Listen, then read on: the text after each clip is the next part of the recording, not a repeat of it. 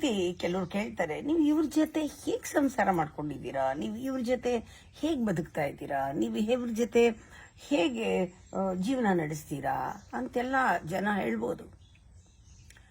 ಅಂದ್ರೆ ಒಬ್ಬರಿಗೆ ಒಬ್ರು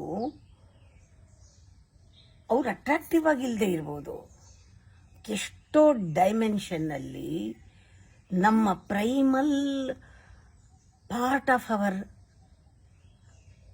deeper part of our heart ಅವರು ಮುಟ್ಟಿರ್ತಾರೆ. ಅದು ಯಾರಿಗೂ ಗೊತ್ತಿರಲ್ಲ. ದೇ ಮೇಕ್ ಮೀ ಹ್ಯಾಪಿ ಹೇಳ್ತಾರೆ. ಎಲ್ಲೋ ನನಗೆ ಅವ್ರು ಇಷ್ಟ ಆಗಿದ್ದಾರೆ, ನನಗೆ ಸಂತೋಷ ಅವ್ರ ಜೊತೆ ಇರೋದು ಅಂತ. ಹೊರಗಡೆಯಿಂದ ಯಾರೂ ಜಡ್ಜ್ ಮಾಡೋಕ್ಕಾಗಲ್ಲ.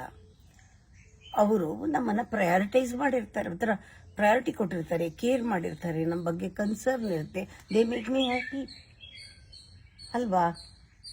ಖುಷಿ ಕೊಟ್ಟಿದ್ದಾರೆ ಅವರು. ಅವ್ರು ಹೊರಗಡೆಯಿಂದ ಅದು ನಮ್ಮ ಸೆಲ್ಫ್ ಜಡ್ಜ್ಮೆಂಟು. ಸೋಷಿಯಲಿ ಅವ್ರು ಯಾವ ಥರ ಇದ್ದಾರೋ ಗೊತ್ತಿಲ್ಲ. ಸೋಷಿಯಲ್ ಕಂಡೀಷನಿಂಗ್ನಲ್ಲಿ ಬೇರೆಯವ್ರಿಗೆ ಇಷ್ಟ ಇರ್ಬೋದು, ಬೇರೆಯವ್ರಿಗೆ ಕಷ್ಟ ಇರ್ಬೋದು. ನಿನ್ನ ಜಡ್ಜ್ಮೆಂಟ್ ಯಾಕೆ ನಿನಗೆ ಇವ್ರ ಜೊತೆ ಇರಬೇಕು ಅಂತ ಇಷ್ಟ ಅಂದರೆ ಅದು ನೀನು ಪ್ರೀತಿಸಿದ್ಯಾ, ಅದು ಇಷ್ಟಪಟ್ಟಿದ್ಯಾ, ನೀನು ಒಳಗಡೆ ಅವ್ರಿಗೆ ಕನೆಕ್ಟ್ ಆಗಿದೆ.